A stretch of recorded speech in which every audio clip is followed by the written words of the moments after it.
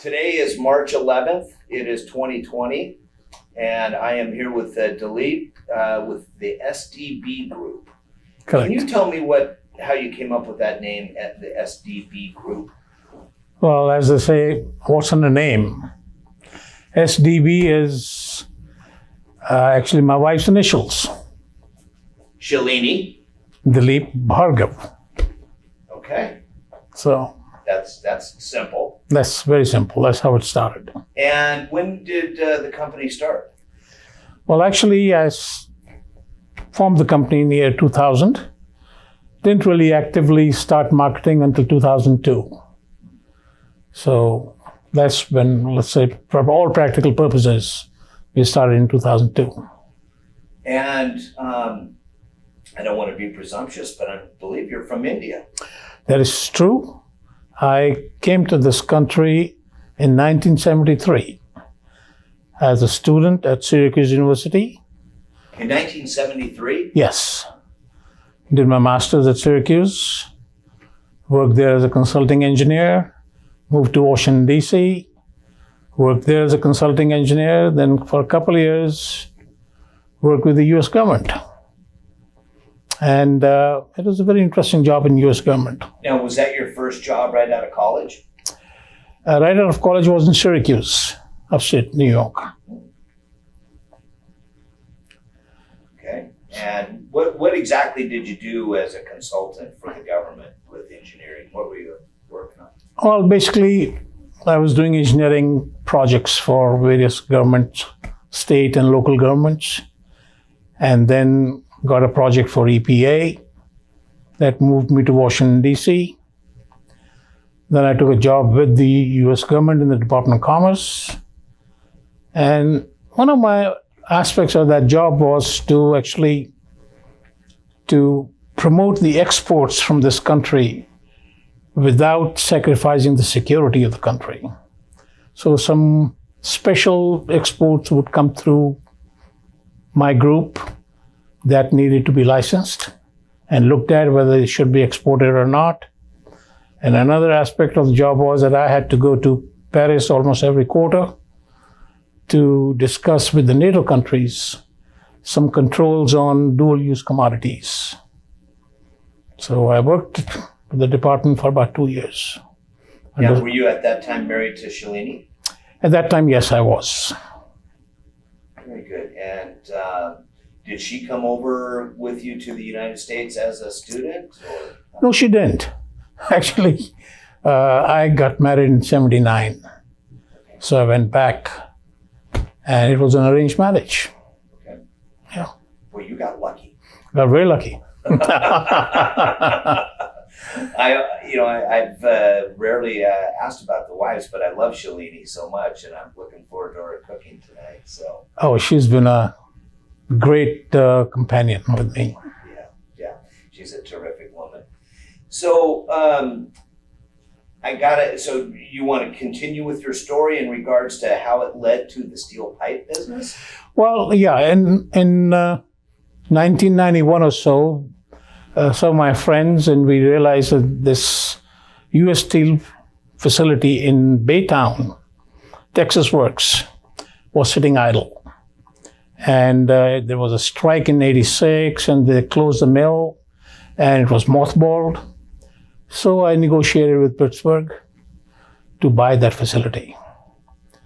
And give me that year again? 91. And that's when we negotiated and bought the pipe mill first. And within 6 months of my purchase, we had brought in some engineers from India to look at the various machines. I hired about 70, 80 people from a flea market, just do cleaning, nothing else. So for the first 3-4 months, I did nothing but cleaning and take all the dust and dirt out and start the machines and everything. But within the first 6 months, we were able to produce pipe. And we produced 30-inch pipe and sold it. We still didn't have the API yet, but I started getting the orders. We started taking the orders, and until we got the API, I couldn't let any pipe out. Once we got the API, we marked the API and it went out.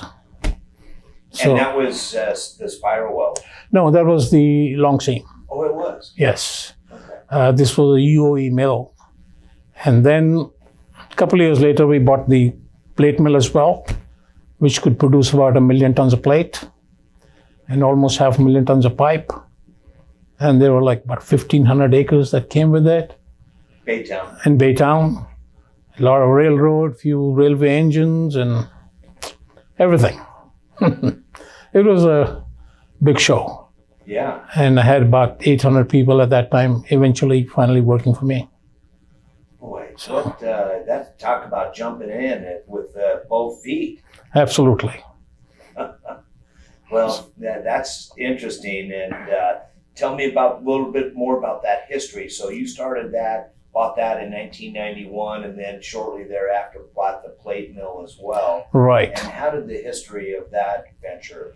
Well, I had a couple, 3-4 friends of mine. They were partners. Jindal was a big partner, the big finance person behind it, and most experienced man too.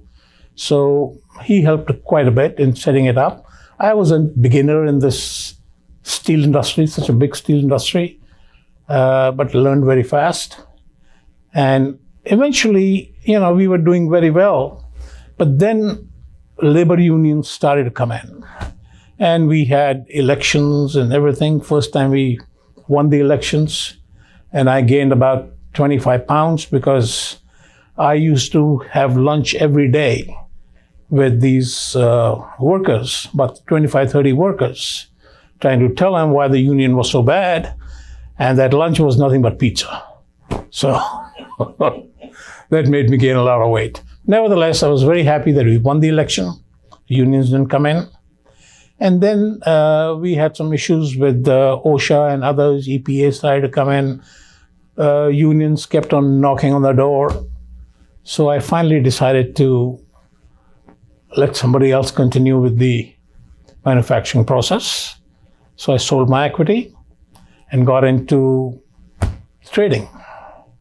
Started to trade in pipe. And that's kind of how STB was Established, right. Yeah.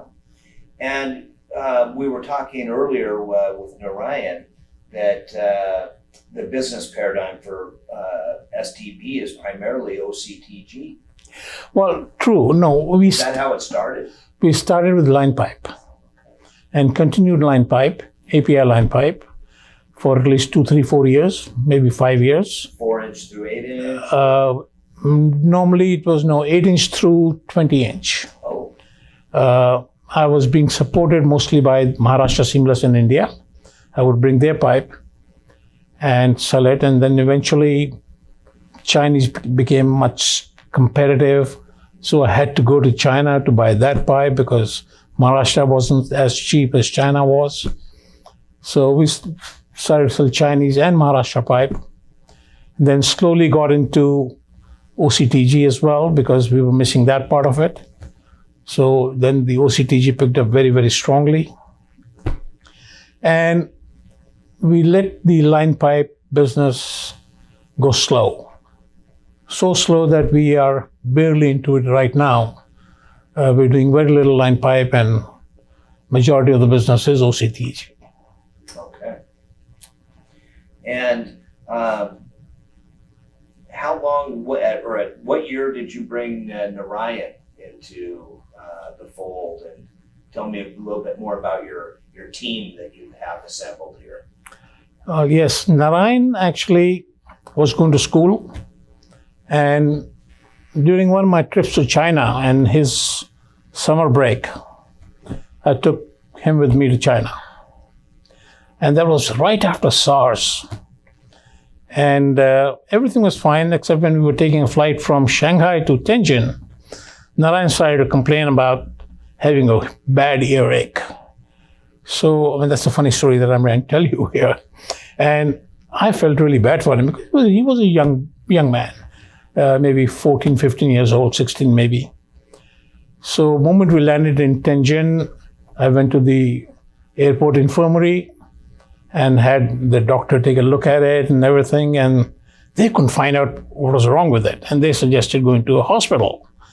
And that scared me because I thought they might quarantine him, and I couldn't let him be quarantined. So I told him, Narayan, get okay right now. You're fine. So he pretended to get fine. And he said, oh, yeah, everything's fine. The pain's gone, everything's done. So he and I left the airport, went straight to the mill where we had to go. And the sales manager there, I asked him, I said, look, my son is hurting. He's got a terrible earache, maybe fever coming up. I need to see a doctor. He said, oh, don't worry. He sent somebody downstairs to bring some medicine from a medical store. And Narayan took that, and half hour later, he was fine. Just like that? Just like that, he was fine. So we did our business and flew back to Shanghai the same evening. But I was very fortunate that way. Yeah, welcome to the pipe business. I know. Young man. No, but he's been coming, even while going to school, I would send him some emails just to get familiar. And when he finished school in 2010, he came straight and joined me. Very good. So. And do you and Shalini have any other children? I have a daughter, older than Narayan. She is an attorney. She's married, 2 children. Lives in Houston area. Very good. So she didn't. She obviously wanted to go make her own way in the business world. Well, she also did go to the business school, and after business school, she took law. She enjoyed that, and she's doing well now as an attorney. And Narayan, did he always know that he wanted to be following in Dad's footsteps? Yes, actually, his mother made sure that he did. So, yes, of course. He knew he was going to come and join here. I remember seeing him as a young man at the Naspd meetings. I know he used to be when we used to go, and my wife would sit outside the meetings with the 2 kids, and I would be attending the meeting, and she'd be taking care of them, Right. So, talking about all the business that we have been in. So you've been in the steel pipe business for basically 30 years, thereabouts. That's right. Looking at some of those ups and the downs and the positives and negatives, do you ever remember a pivotal or defining moment in your career that may have affected your business that was, man, you'll never forget that one? Well, obviously, we've gone through many ups and downs in the last 30 years. And each time we went down, there was a lesson to be learned. And we learned that lesson, paid a good price for it. Next time, you'd be a fool to make the same mistake. So when we started in this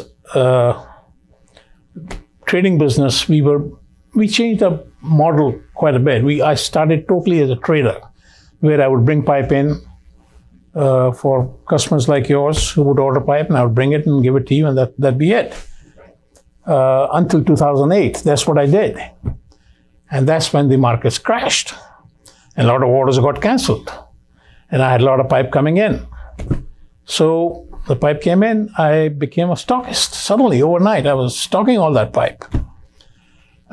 Fortunately, the relationships that I had with the mills were good because I was able to go back and renegotiate the prices that I had paid for them. Because I remember at that time, I was selling P110, let's say, for about $2,600, $2,700 a ton. My cost was pretty high too. So I negotiated that price back down to about $1,300, $1,400 a ton. And mills were willing to negotiate with me and help me out. So as a result, in 2009, when we were left with about 10,000 tons of inventory, that got eventually sold, and we made money in 2009. It was still a profitable year. And we never did lose any money until came the 2015-16 timeframe. At that time, I had about 50 plus thousand tons of inventory and high priced. The market went down. That hurt us all. So that taught a lot of lessons too,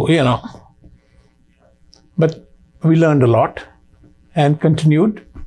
And overall, we are a decent company, profitable company. We make money. We make our customers money. We help them make money and try and push the product as much as possible. We stand behind the product we sell. And we have done that with some of the customers where the pipe had failed, and pipes do fail, but we took care of it. If you could go back in your career, using, hindsight's 2020, is there anything that you would change? Anything that now that you're thinking back, I wished I would have done this instead of that? Yeah, actually, we have changed some of those things where, especially in 15, 16, when our customers who had placed non-cancelable orders, non-negotiable orders, and then they canceled and tried to negotiate. Now, whenever we do take orders, we let them think twice. We do not push buy this, buy that as well. Some of the companies that we do business with, we tell them, look, buy that only if you need it very badly. If you think it is sold, do not buy anything for just keeping it and selling it when the prices go up, because you're going to get hurt. And as a result, we'll get hurt. So I just assume that you buy only what is sold. So that's what we've been doing, selling to most of our customers only buy products that are already sold. And that way they are comfortable and we are comfortable. Did you have a mentor in the steel pipe business or in business in general, or maybe it was a family member? Did you have any mentors that you looked up to for years? Yeah, one of my partners when we started the pipe mill, General, a great guy with a lot of experience. He's the one who kept on telling me many times on what to do, what not to do. Although we made mistakes even then. I remember a story where this was maybe in mid-90s, and we were bidding on a pipeline project. It was a 300-400 mile long pipeline. And they started to do the reverse bidding. I don't know if you remember reverse bidding or not, reverse auction they call it, whereby they shortlist 5 companies, then you sit in front of the computer and start giving your price. So you get, within 5 minutes, any of the other competitors can keep on changing pricing. So we started pretty high. I went down to almost below my cost, and somebody beat me to that too. So that was the first and the last time I participated in this reverse auction. Never to do it again. That is the worst way of doing it. Learned your lesson. Learned my lesson a lot. And another flagship project that I did was with Sable Offshore Energy. There was a company in Canada. And I negotiated with them for a year. Back and forth, going to Canada, them coming over here, bringing the quality personnel, going through the mill and everything. Finally, after 1 year, the project got started. And this was a 30-inch pipeline coming in from Sable Island in the Atlantic Ocean into Nova Scotia and into New England. So, X70. Finally, we produced a pipe, and all the pipe was sent to Nova Scotia. And these guys called me and said, oh, there's a problem with the pipe. I said, what? At this time? When you had inspectors when the pipe was being produced, and now you tell me there's a problem with it? Nevertheless, I went there. This was the month of January. Temperature was maybe 20 below. And I was all dressed up, got out to see what the real problem was, and they said, oh, it was not ground enough. Some grinding had to be done. I said, is that it? So yeah. Well, I didn't want to stand for too long in that cold weather. So just saw 2-3 pipes and came back in. And I sent a group of people from here to make that grind. And that was the only problem, which they should have handled in Houston, and they didn't. But that was a great project that we did. Now, you've got to be proud of that. Absolutely. You got it, yes, sir. Switching gears just a little bit. Well, first of all, I want to ask you, we're bringing up a lot of new, younger people in the business. Narayan is a good example. He's in the leadership, avenues with NASPD. And what advice would you give the next younger generation? Some of the keys to your success and, what they should try to follow as a model. I think this is something that most kids, when they see people doing well, they want to be like them, without realizing that it takes time, effort. Biggest thing is dedication and passion. If you're passionate about it and you dedicate yourself to doing something, money making is a byproduct. You don't go with the idea of making money, go with the idea of doing a certain thing, certain job. Money will follow. That's what and don't concentrate as money making as your main objective. The objective should be doing well in what you do and being very, very passionate about it. Passionate and patient. And patient, of course. It doesn't happen overnight, does it? It doesn't happen overnight. Very good, yes. That's there's no shortage for the hard work, motto that a lot of people these days seem to want that instant gratification. Well, the millennials that are coming out, they want instant gratification, and they've seen some of their peers get it also, especially in the IT industry. And they think they want to be like them, so one or two got lucky out of 1 million. That's not the norm. Norm is still the hard work, patience, dedication, and passion. I like it. Shifting gears, want to talk a little bit about the NASPD. That's where I met you. Absolutely. I would have never, bumped into you. We're, even though we're in the same industry. I wanted to ask you, when was your first NASPD meeting? Who introduced you to the organization? How did all that get started? Yeah, that's actually NASPD, great organization, I must say so. But I knew nothing about it when I started the pipe mill. So Berg Steel was my competitor, and we had started going to an organization called NAPCA, and a National Association of Pipe Coating Applicators. That's where most of the large diameter pipe mill people went. And there I met John Phillip from Berg Steel. And he suggested that I should belong to NASPD as well. So it must have been in 93 or so. Shortly after you Shortly. started the Jindal Right. deal.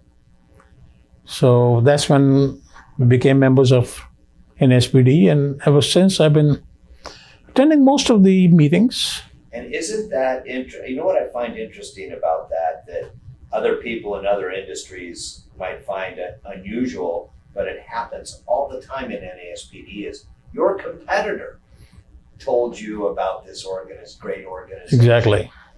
And, that's, I think it shows the honor of, the people who are in the NASPD. True. And this is a great organization where you get to meet your competitors, all your peers, and exchange ideas and notes. So you've been attending NASPD meetings for over 25 years. At least, yeah. Wow. Absolutely. What some of those earlier meetings, can you remember, where you were? Where did some of the most memorable meetings take place? Some of the meetings that I really enjoyed, there was one in Toronto wasn't that enjoyable because it was very cold. But the meeting was good. Vancouver was a very, very enjoyable meeting. And the activities that we had after the meeting, visiting the sites of Vancouver, they were fantastic. Really enjoyed that. Then, of course, San Diego has always been great. Enjoyed that. Houston is Houston. Everybody comes here, regardless. Enjoyed the East Coast, Savannah, and other meetings. So, Coeur d'Alene, did you make I made Coeur d'Alene, and I enjoyed the golf tournament there. And I'm looking forward to going there again, hopefully. Fantastic. Yeah. Hopefully, coronavirus won't be there. Right. Yeah. So, who are some of those memorable characters from back in the early days of NASPD? People that stuck out to you? Well, Jerry Rubenstein used to come to some of those meetings. So it was always great talking to him and listen to his stories. And he's full of stories. Any type of story, he'll come and tell you, and will take really pleasure in telling that story. Then, of course, Earl Cohen was still very active. So exchanged things with him many times. Who else? Let's see. I never was fortunate enough to meet some of the older people that were there. At that time, maybe I didn't know them. They were there for the meeting. I didn't get to know them or talk to them. But enjoying your presidency right now. It is very good, really enjoyable. And some of the other people that have come in, they've been fantastic. I mean, it's just a pleasure to go to these meetings and not only enjoy some of the lectures that come through, but enjoy the good time there, vacation time. Yeah. That's the fun part. That is a fun part. When you and Shalini, when she gets to join you, I know we love, you're like myself, where you love to go enjoy playing golf and bringing your wife along for a little extra vacation. Do you and Shalini like to hang out with certain couples, go to dinner and that kind of deal? Yeah, several of them. I mean, I don't want to take any names, but there's several of them that we, depending on where we are and whoever is available, we get together and go out and have dinner. Yeah, very good. Yeah. Very good.